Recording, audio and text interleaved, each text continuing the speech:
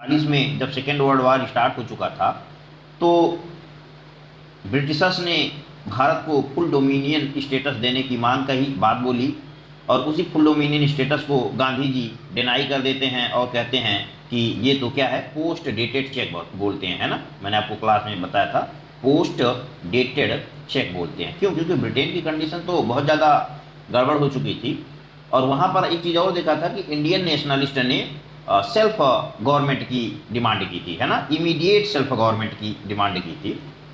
तो ये जो इमीडिएट सेल्फ गवर्नमेंट की डिमांड थी, यही जो है क्वाइट इंडिया मूवमेंट में चेंज हो जाता है। चलिए इसको हम समझते हैं। सबसे पहले first of all, what was the date of quit India movement embarking? तो so embarking date is the quit of India movement 1942। Okay, कि 1942 क्वाइट इंडिया मूवमेंट भारत छोड़ो आंदोलन को शुरू करने की डेट है।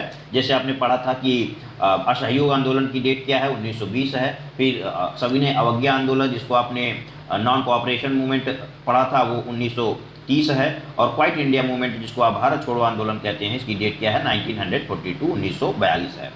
So next is the quit India resolution was passed in Bombay on the 8 August 1942। Okay, तो भारत छोड़ो आंदोलन का जो रेजोल्यूशन था, रेजोल्यूशन किसको बोलते हैं, प्रस्ताव को। प्रस्ताव मतलब क्या? प्रस्ताव का मतलब ये था, एक ऐसे पेज होता है प्रस्ताव में, और उसी में ये सारी बातें लिखी हुई थी कि भारत छोड़ो मूवमेंट में, क्वाइट इंडिया मूवमेंट में क्या क्या चीज़ें होनी हैं, कैसे इसका क्या उद्देश्य है। इसका उद्देश्य यही था कि किस प्रकार से ब्रिटिशर्स को इंडिया से बाहर किया जाए। तो ये जो रेजोल्यूशन था, ये जो प्रस्ताव था, ये कब पास होता है? ये 8 अगस्त 1942 को पास होता है। ओके, और कहाँ पे? बॉम्बे में। ओके, ध्यान रखना है, बंगाल में नहीं है, बंगाल में नहीं है। ओके, कोलकाता में नहीं है, कहाँ पे? बॉम्बे में। Okay, so all India Congress committee, और एक चीज़ ये भी ध्यान रखना है कि यहाँ पर ऑल इंडिया नेशनल कांग्रेस का सेशन दूसरी चीज़ है। कमेटी का मतलब ये होता है कि उसमें कुछ स्पेशल लीडर्स होते हैं, और वही लीडर्स मिलकर के वो डिसाइड करते हैं। ओके, तो ये ऑल इंडिया नेशनल कांग्रेस की जो कमेटी थी, ये इसकी बैठक जो है वो बॉम्बे में होती है। और कब होती है? 8 अगस्त 1942 को होती है। और वहीं ये बात डिसाइड किया जाता है कि अब हम भारत छोड़ो आंदोलन, क्वाइट इंडिया मूवमेंट को स्टार्ट करने वाले हैं। Okay, so it urge for the immediate and in the British rule in India. Okay, और यहाँ पर बोला जाता है क्या, कि अब जल्द से जल्द भारत से अंग्रेजों को समाप्त किया जाना चाहिए। ओके, तो यही था वो भारत छोड़ो आंदोलन का जो रेजोल्यूशन था, जो 8 अगस्त 1942 को बॉम्बे में पास होता है। Okay, I hope have you understand. Next is Gandhi ji urge to the people follow the mantra do or die. Gandhi ji ने लोगों को कहा, या तो करो और या तो मरो। ओके, अब ये डू और डाई, ये एक प्रकार से समझ लीजिए, आपका क्विज हो सकता है कि क्वाइट इंडिया मूवमेंट में 1942 के भारत छोड़ो आंदोलन में गांधी जी ने कौन सा मंत्र दिया था। ये यूँ कह सकते हैं आप कि ये स्लोगन क्या था। ओके, स्लोगन क्या था? स्लोगन यही था, डू और डाई। ओके, या तो करो या तो मरो। In other words that we shall get freedom or die in the attempt. अब ये डू आर डाई क्या था? तो यही डू आर डाई की एक्सप्लेनेशन है। गांधी जी कहते हैं कि वी शैल गेट, या तो हम स्वतंत्रता लेकर रहेंगे, और या तो स्वतंत्रता लेने के प्रयास में अपनी हम जान दे देंगे। Okay, for Gandhi ji it was last struggle for life to win freedom. Gandhi ji कहते हैं, लोगों को यहाँ पर इंकरेज करते हैं, उनको प्रोत्साहित करते हैं, कह रहे हैं कि ये हमारी जीवन में स्वतंत्रता प्राप्त करने का एक आखिरी चांस है, आखिरी अवसर है। Okay, after that student, worker, peasants, मैंने बोला था आपको पीजेंट का मतलब क्या होता है? फार्मर होता है। ओके, फार्मर मीन्स किसान। तो सभी लोग, स्टूडेंट्स, वर्कर, पीजेंट, सभी लोग इसमें पार्टिसिपेट करते हैं। People all work, all walk of life took put procession बोलते हैं जुलूस को। ओके, तो जब गांधी जी ये डू आर डाई का स्लोगन देते हैं, कहते हैं कि या तो हम स्वतंत्रता प्राप्त करके रहेंगे, या तो प्राप्त करने के क्रम में, प्रयास में अपनी हम जान दे देंगे, तो इंडिया में सभी लोग एकत्रित हो जाते हैं, स्टूडेंट, वर्कर, और ये सभी लोग मिलकर के जुलूस निकालते हैं। जुलूस समझते हैं? जुलूस बोलते हैं कि सरकार के खिलाफ अपनी गुस्सा को, अपनी एक प्रकार से एंग्री को एक्सप्रेस करना। ओके, और इसके लिए मीटिंग करते हैं, फंक्शंस करते हैं। फंक्शन का मतलब यही है कि तमाम प्रकार की ऐसी एक्टिविटी जिसे गवर्नमेंट ये फील करे, गवर्नमेंट को ये महसूस हो कि हाँ, people are angry with the favour of me. Okay, कि लोग मेरे प्रति गुस्सा आए हुए हैं, लोगों में मेरे प्रति नफरत है। ओके, तो इस प्रकार से गांधी जी लोगों को इंकरेज करते हैं। Next is the people attack the state office. अब देखिए गुस्सा में लोग क्या कर रहे हैं, प्रोसेशन में जब जुलूस निकालते हैं तो जितनी भी सरकारी चीज़ें थी, जैसे थाने हो गए, सरकारी ऑफिस हो गई, है ना, इन सब पर जो है वो लोग अटैक करते हैं। लिखा है कि and other symbol of state authority all over country. तो ऑल ओवर कंट्री इस प्रकार से देख सकते हैं कि क्वाइट इंडिया मूवमेंट जो है वो पूरे देश में फैल गया था।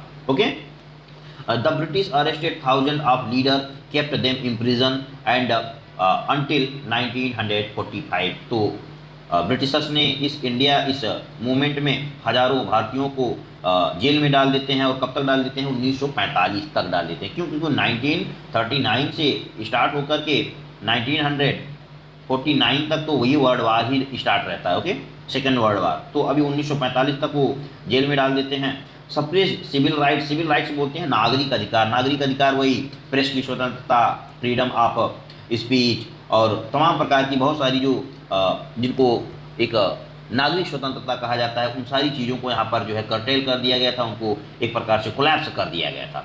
ओके, और यहाँ पर ये देख सकते हैं, पिक्चर देख सकते हैं किस प्रकार से ये क्वाइट इंडिया मूवमेंट में आप देख सकते हैं कि किस प्रकार से लोग साइकिल से, पैदल, है ना, तो ये पूरे देश में इस तरह की जो है एक्टिविटी स्टार्ट हो गई थी। ओके,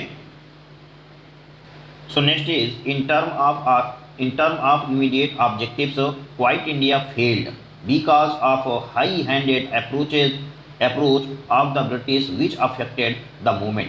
अब यहाँ पर इसको समझिएगा कि जब 8 अगस्त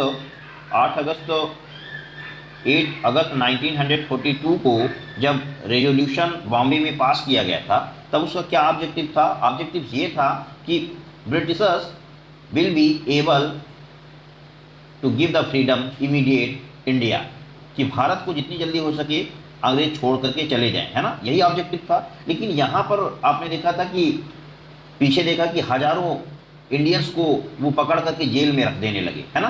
तो एक प्रकार से जो तात्कालिक उद्देश्य था वो विफल हो जाता है, वो नहीं मिलता, है ना। ऐसा नहीं है कि क्वाइट इंडिया मूवमेंट 1942 में 1942 में स्टार्ट हुआ और ब्रिटिशर्स जो थे, जो अंग्रेज जो थे, वो तुरंत जो है वो इंडिया को छोड़ करके चले जाते हैं और इंडिया फ्री हो जाता है ना।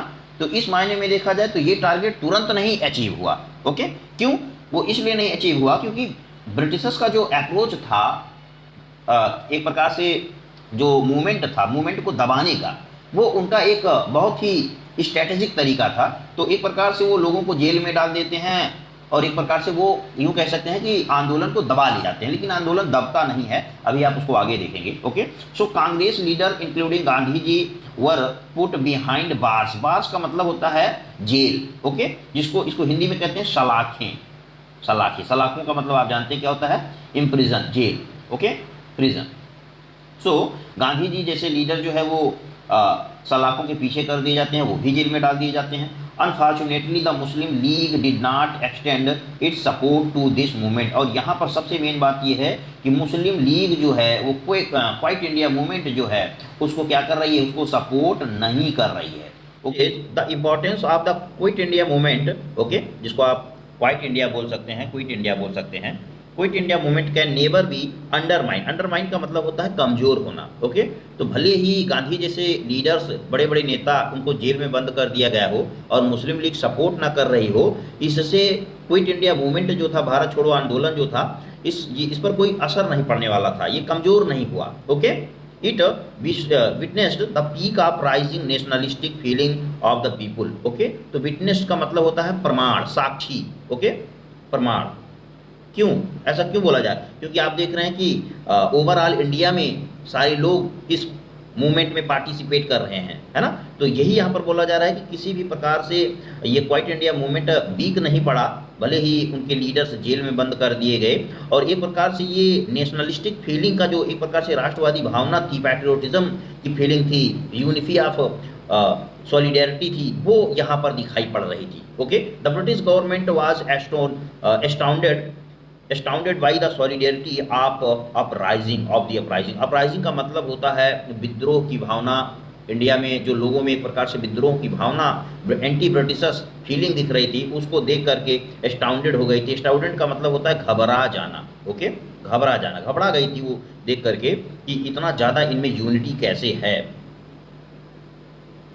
Next is further the convinced the British government that their days in India were numbered. Okay, और ब्रिटिशर्स इस प्रकार की यूनिटी को देख करके वो समझ जाते हैं कि अब इंडिया में हमारे दिन सिर्फ गिने चुने रह गए हैं, है ना, यहाँ पर लिखा हुआ है ना वर नंबर्ड। ओके, तो उनके दिन जो है वो गिने चुने रह गए हैं। They realise that they would have to free the country, उन्होंने ये महसूस किया कि अब देश को स्वतंत्र कर देना चाहिए, छोड़ देना चाहिए। Realising the anti British feeling of the Indian people, और इस प्रकार से एक पीपुल गैदरिंग जिस प्रकार से कलेक्ट हो रही थी, वो देख करके ब्रिटिशर्स समझ गए कि अब लोगों में एंटी ब्रिटिशर्स फीलिंग आ गई है, जिसको आप कह सकते हैं कि नेशनलिज्म की भावना आ चुकी है। Okay, the Indian people, the British government change its attitude, the quit India movement quicked the process of freedom. तो इस प्रकार से लोगों की यूनिटी को देख करके ब्रिटिश गवर्नमेंट अपनी जो एटीट्यूड थी उसको चेंज कर देती है।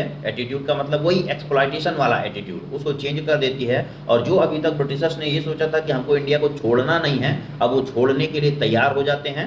और इस प्रकार से क्विक इंडिया मूवमेंट ने, क्वाइट इंडिया मूवमेंट ने, भारत छोड़ो आंदोलन ने स्वतंत्रता की जो एक प्रकार से गति थी, स्वतंत्रता प्राप्त करने का जो एक लक्ष्य था, एम था, उसको तीव्र कर दिया। तो अब यहाँ पर आप समझ गए होंगे कि किस प्रकार से आपने पीछे देखा कि 8 अगस्त 1942 को बॉम्बे में क्वाइट इंडिया मूवमेंट का जो रेजोल्यूशन होता है वो रखा जाता है।